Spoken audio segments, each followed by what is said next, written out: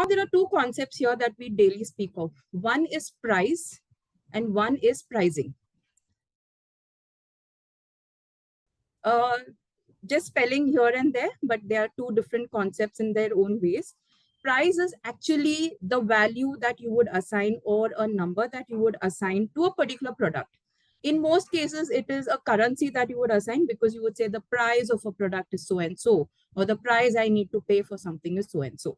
Whereas pricing as a complete fundamental is all about the strategy that you use or what is the methodology that you use in order to arrive at that price. So price, pricing sound similar, two different things. Most often confused by everyone because when you speak of pricing, the first thing that they speak to you is, "Ha, iska rate to ye hai," or "This is the value for something," or "This is what I pay for it." But pricing as a strategy talks about long-term goals, talks about your short-term achievements. What is it that you want to make? What is it that you want to gain out of the value that you place out there for your consumers? So that is what the entire strategy is going to be speaking about, or what this workshop is going to be speaking about. Every industry has their own values, has their own perceptions about how pricing would drive their organization. Some of them look at it as an ancillary way of gaining customers because you have a set of loyal people who will come to you no matter what, because your product or your service might not be value or price driven.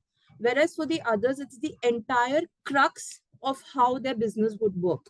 So depending on the service or depending on the product that you're looking at, that is how it is based. Now, what you're seeing on your screen is a little bit of theory, which I'm sure most of you all are aware of. I think as I speak, you can go through it and realize what I'm saying. So pricing, like most of us know, are part of the 4 Ps that is taught in marketing, right? Pricing, product, positioning, and your promotions that you do. So this is a part of the entire marketing game that you work, and pricing, stands out to be a very strong lever when you want to pivot your business. So moving forward, we go and understand some of the basic concepts of how are the different pricing strategies created across different markets. Now, as you go through the 6 options that I've given, there are many, many, many more that are there because they all stem from the basic branch that you have a set of customers you want to reach. Now, depending on the industry or depending on the product that you have, how do you reach them? So you have something like a cost plus pricing, which is a simple put math saying that this is the amount that I have, to make a particular product.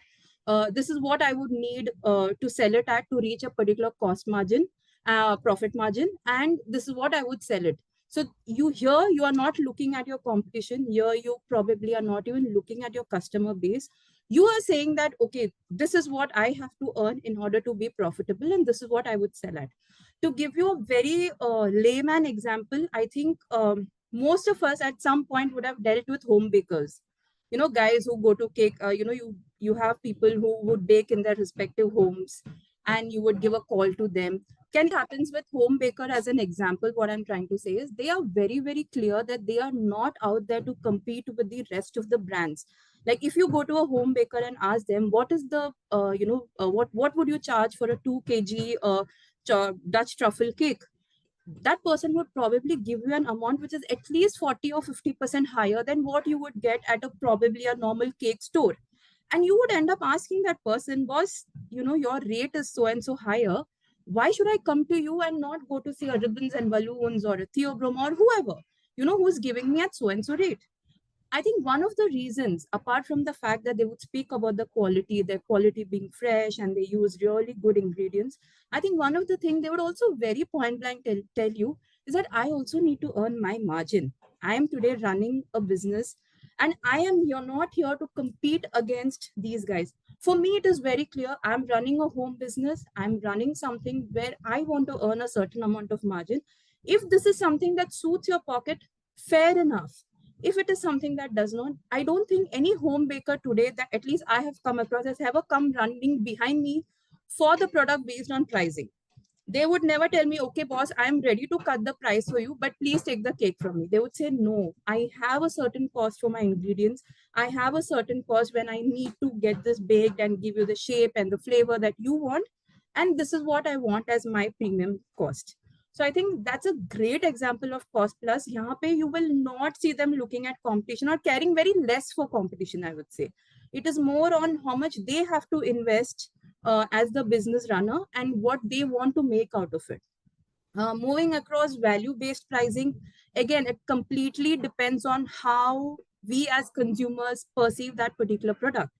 If we look at it as something premium, then that is the way in which the pricing would divert. If we look at it as something where you need to, be completely with the competition, then it is completely a price-based product.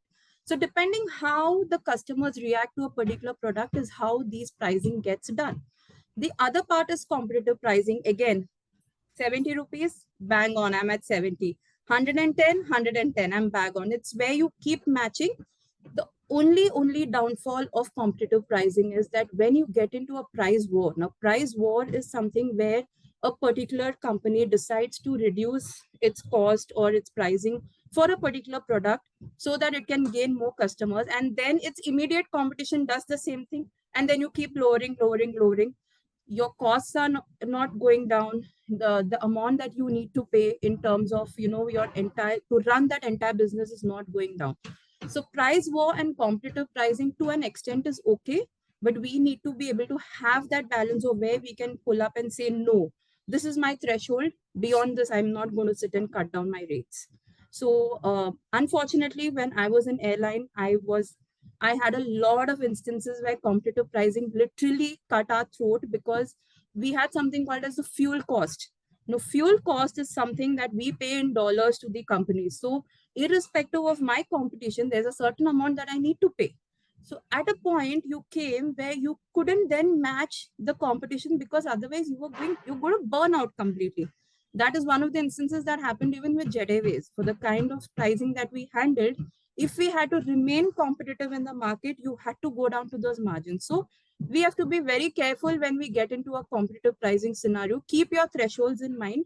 And one of the basic fundamentals of revenue management or pricing when we get into it is please learn when to say a no. It's okay. It's okay to say a no. It's okay to say that, okay, this business probably is not for me. Probably there are other takers in the market and probably go for them. It is okay to say a no, but learn when to say it. Otherwise, you would just keep getting into the war and there'll be no end to it.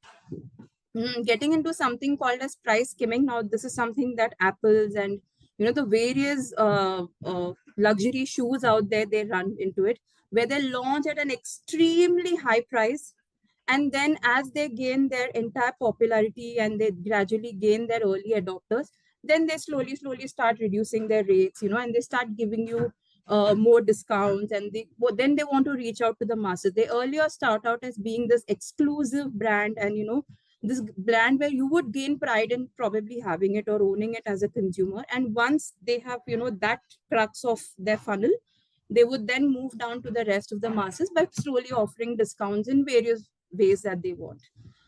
Penetration pricing is again something that is opposite of that, where you would want to gain market share quickly by cutting your rates.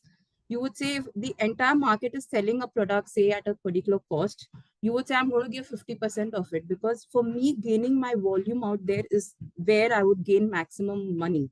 So you would start by, offering, say, a 50% sale. You would gain your early customers, or you would gain even your early loyalists.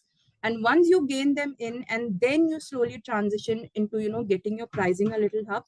Penetrating pricing can be very, very difficult, because once you get a particular group of people used to a certain amount, or, used to a certain pricing, getting it going higher is very, very difficult.